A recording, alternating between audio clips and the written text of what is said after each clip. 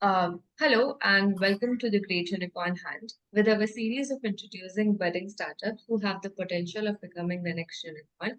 Today we have Kumaresh and Apula, founders of Craftspark Food and Beverages Private Limited. Hi Kumaresh, hi Apula, how are you? We We are are good. doing Good. great. How are you? I'm good. A very warm welcome to the Great Unicorn Hunt. Can you guys quickly introduce yourself to our audience, please? So I'm Kumresh Chatterjee, the CEO of Craftspark Foods and Beverages Private Limited, and here is my co-founder and Chief Growth Officer of the company, Apola Bhattacharya. So before introducing about Craftspark, we just want to roll you back to a small short story of a college girl, Ria. So she comes from another city, and to for her higher studies. And one fine evening, she goes out for buying packet of snacks, might be for her unit test coming in. Mhm. So she just goes out to the store, she buys the packet and comes back to her room and opens the packet. And to her dismay, she could find again and again the same problem, that there is a lot of nitrogen here and there is only 5 to 6 pieces of snacking pieces inside the packet. To her dismay, she calls out God and talks to her mom on phone and says, "Mom, why can't I get the regional flavors that I used to get from childhood as a snack? Why can't I get more of snacking, more of quantity, more of good quality, everything in a single packet? Why do I always need to pay an extra buck if I have to get more quality, price, quantity, everything?" Mm. So there on the other side, on June 2022, Craftspark Foods and Beverages was born.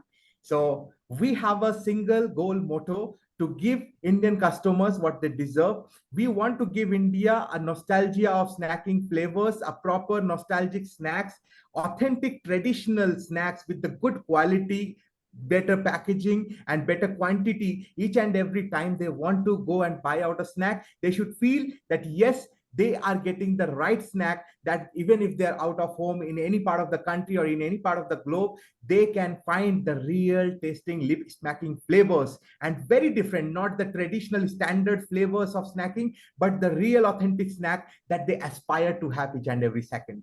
Thank you. Got it. Amazing introduction. Uh, I'm really excited to know more about Craftspark. So can you tell us more on what you guys are building? So, Megha, I think you can literally coordinate with or understand where we are talking about, and I'm sure you must have faced the same issue in the market for yourself as well. So, Yes. just think, would it be nice to provide range of products of snacks with an expertise of regional taste for the Indian mass segment consumers, promising four factors: Yeah. first, taste; second, Mm. affordability; third, Mm. best quality; and fourth, better quantity. So Okay. we are a brand which promises all these with a range of snacks, namkeen, 60% extruded chain of products, which is baked with a price range of rupees 5 to rupees 10, while Mm. also keeping a vision to cater to the upper ladder of the funnel, promising the same four major factors. We are a Okay. business building for the consumers while Uh, catering to the feel and taste of Indian nostalgia for mm. serving all the generations to come in future and cheering the taste that never fades as it is in our DNA. As of today, we have served 5 million plus taste buds in 70 plus districts and present in 13,000 plus stores in India. Okay. Amazing. So let's jump directly into the rapid fire round. I'll be asking a couple of questions for the audience to know more about Craftspark. So shall we start? Yeah, for sure. Sure. Great. What pain points are you guys solving? Yeah. So, Megha, just take a few seconds and Mhm. think about at least 10 brands which are available in the market in the Okay, mass segment. got it. Pan India, it's available, providing a range of snacks within a price range of maybe 5 to 10. And Okay. they're providing quality, quantity, affordability, and not building a business affair. Just think about 10 brands. You can just keep account. Sure. Yes, done that. Yeah. So, did you find any 10 brands as such in your No, list? I couldn't like name 10 brands, but hardly one or two, maybe, which is quite famous, but not 10. 10 is a very huge number. Yeah, I couldn't find that. Yeah. So whenever we started this business, we also gave the same thought. And whenever Mm. we talk to people, they usually come to us and say, it's a cluttered market. So we always say that think at least 10 brands which is available in the market, pan India, giving this Uh, range and giving all this services. So then they realize that actually it is none. It is No, there are very few brands with available. so much less price, yeah, I don't think there is 10 at least. Yeah, it's difficult to list them. Yes. Correct. So when starting, we also gave the same thought and found a Hmm. very few, which we consume and remember on a daily basis. So the Yeah. problem is it's a dream for consumers nowadays to find quality, quantity, and affordability at the same time. Huh. Big companies making business affair and regional brands have limited reach, and quality and hygiene is not a promise. These Hmm. are only found in the premium segment, where we forget that 70% of Indian population is in the range of consumers who don't want to afford premium product ranges and are bored of the Firangi taste and nitrogen flush. Hmm. Also, Yeah. the maximum business and the brands which is built throughout the years for any company, take example of PepsiCo, HUL, P&G, is Hmm. through their affordable product range, which made them actual ruling brands in India. Huh. India deserves more option in the platter for the consumer in the mass segment range with the best value proposition, and we are solving that problem. All right. So can you tell us what exactly do you do? So yeah, we are an FMCG startup which works Hmm. on the vision to become the number one source.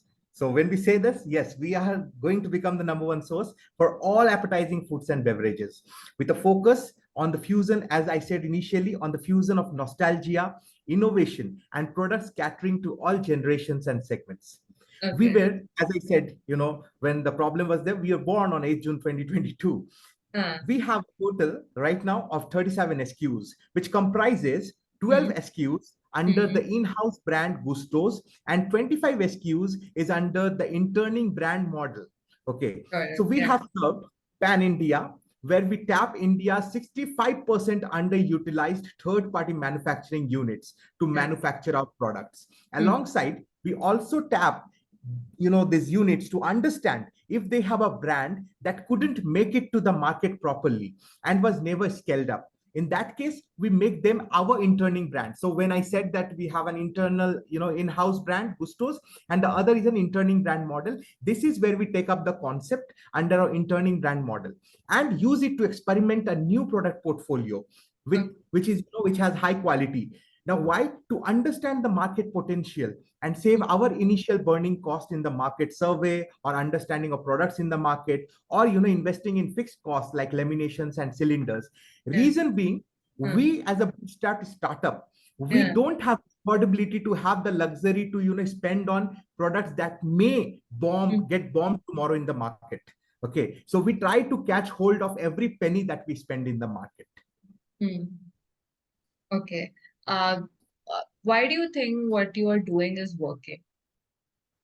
So whatever we are doing is exactly working for us because of the reasons that I'm going to tell you. So we are asset light model, and Huh. hence saving cost from machine damage and maintenance, which many of the companies face because they have their own manufacturing unit and they want to serve it to the nation with the portfolio that they want to serve. But at the end, they end up taking care of the manufacturing unit than focusing on sales. So we save cost of machine damage maintenance and we focus on sales, and on the other side also maintain the best quality. Asset light model helps us plan quick expansion while Hmm. onboarding third party manufacturing partners who charge processing fees to manufacture our products, and we pay them for the best quality products. This also helps in streamlining supply chain management cost for us. This business works on 100% advance pay model. So this removes bad debtors in the market, and distributor partners gives their level best to liquidate the product. Our distributor partners also work on advanced cash model in the market, due to which the retailers also push brand to the consumers. Got it. So the value proposition that we are serving to consumers, like we said, regional taste and quality, affordability, better quality. So these gives us 40% repeat purchase in the market. Our Okay. products are market tested and we just don't launch because we feel it will work. We take similar brands for internship into our portfolio, which Huh. uplift small manufacturers with proper agreement into both of our favors and test the potential in the market. Once we understand the potential, we bring the brand into our umbrella through multiple collaboration techniques. Okay. Got it. Uh, what are the upsides, logically speaking, as per the wildest dreams? Definitely, it's a very interesting question actually. So we are tapping a market which is growing at a CAGR of 9.08%. The total Okay. market size of packet snacks in 2023 was 43,000 crore, which will be INR 95,000 crore in 2032. India is one of the fifth fastest growing economy in the world with the highest contribution of young population. By 2047, middle class consumers will contribute up to 63% in India. 8 out of 10 Indians are replacing at least one meal with a snacks, and 7 out of 10 Indians are open to try new brands. Think about brands like Too Young, made a mark crossing INR 480 CR in just 6 years of market span. 480 CR ARR, right? Holding only 2% of market in overall snacking category. So in the wildest of our dreams, we will tap only 1% of market in the next 5 years, making an INR 900 crore company. Okay, got it. What do you think are the risks in this business? One of the most intriguing pointers that everybody asks when you talk about this FMCG industry, the risk. Yes. So coming from the FMCG background, all three co-founders, we were very intrigued by this term, and we always thought that this is one pointer that we'll be always taking in the worst case scenario. So the major risk in the FMCG industry when we talk about is about the carrying cost of manufacturing unit, which creates an issue as the target remains to utilize the machines at its maximum capacity, as in efficiency. And this actually leads to lesser reach in the market and higher transportation cost. So we have actually removed that risk with our third-party manufacturing unit model. The next risk of launching a new product is very high in FMCG industry, as most of the companies launch various product portfolios which does not work in the market, and this leads to huge risk of loss. We have already removed this potential risk from our business through our interning brand model. We try to experiment the products, understand their business potential in the market, try to find out the hero product out of that portfolio, and try to bring it out under in-house Gusto's brand umbrella. And unlike large companies, as I said initially also, that we cannot afford that kind of luxury to us. So that's why we are very cautious about these pointers. But again, every business has certain risks that are very subtle and you cannot have complete control over them. Out of them, we have 3 pointers like that. One is obviously we cannot have a control on the transport cost or charges due to the fluctuation of oil pricing. There is no control on the raw material as it is a commodity. Costing of this is due to inflation fluctuation. And this particular above reasons always force us to bring changes in pricing or obviously control the supply demand in different territories or markets to gain maximum profit. All right. So Apola and Kumaresh, why are you the best team to do this? So as a team, we are the best in execution because we come from FMCG background and are highly energetic individuals. So I'm sure when you are taking interview, you must have understood that. Yes. We three have the experience in managing businesses in the past. As a CEO, Kumaresh Chatterjee has worked with multiple FMCG brands as a consultant and helped launching products in the market, carrying a vast experience in healthcare, media, FMCG, and marine. He has proven records and capabilities to manage and streamline businesses with his own unique approach and leadership. He's a combination of mechanical engineer and MBA. He also has a Six Sigma Green Belt trainee from Tübingen, Germany. So as a CGO, I, Apola Bhattacharya, has worked majority in my experiences with FMCG, alco and non-alco bev industry and understood the core of distributorship, premiumization and niche branding in the market. I have also worked with various industries in my past records, which includes hospitality, healthcare and FMCG. I'm a mix of BBA plus MBA. I have also completed advanced certification in digital marketing from MICA. As a COO, Saurav has intense work experience from ground to the top in FMCG operations with companies like Dabur, Parle, Caventer, Timios, etc., and have great hold in strategizing and executing R&D, quality, and supply chain in the business. He's a mix of food tech plus MBA. So all three of us are alumni of IBS Hyderabad. These three leaderships, along with best in industry experiences, are associated with us. People who have 20 plus years of experiences in FMCG snacking industry, who lead the sales of the company. We have highly expertise resources with us who manages multiple markets, focusing on one goal and turning our dream into reality. Okay, understood. May I know your TAM, SAM customer acquisition cost? Yeah. So when we talk about the total available market, obviously we target what the future holds for us, and that is a total of, you can say, 95,521 crore is our total available market in the industry. Talking about the serviceable available market, we obviously take the current present scenario of the industry, the market size, and that is approximately 43,000 crores. As we say about the customer acquisition cost, currently it's about 0.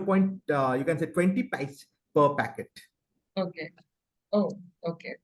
And how are you executing? So basically, when we are talking about the execution, so it's a very beautiful and you can say less risky model. What we do basically, from every third-party manufacturing unit, we go to a radius of around 800 kilometers or 1200 kilometers. Okay, we supply our stock. And this is why the reason initially I told that we don't have the, a factory kind of model. We try to explore the underutilized third-party manufacturing units in India, and we are trying that every state, obviously, or where we have our CSS. So we are trying to bring out third-party manufacturing, at least 12 to 14 third-party manufacturing units in this current 1 year. We are going to explore, and we are going to have tie-ups, and obviously through that the products also will be taking in the interning brand model. We have already started doing that. We are already doing with around 2 to 3 brands already in the market. And this will help us to cut down the transportation cost, which will actually always help us, because that will be a flexible cost, which will actually help us to scale up our profits whenever we want to. That is one.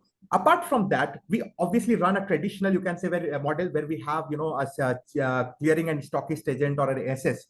So we trying to follow the last mile delivery concept of B2C industry in FMCG, where we are bringing in the underutilized. Again, see, we try to also behave like an impactful startup, because if you are running a startup today and you're not bringing in impact in certain industries, then there is no use. So obviously one impact we are bringing in is a third party manufacturing unit. The second impact we are bringing in is those units what always dreamt of taking the brands to the market but couldn't, so we are helping them.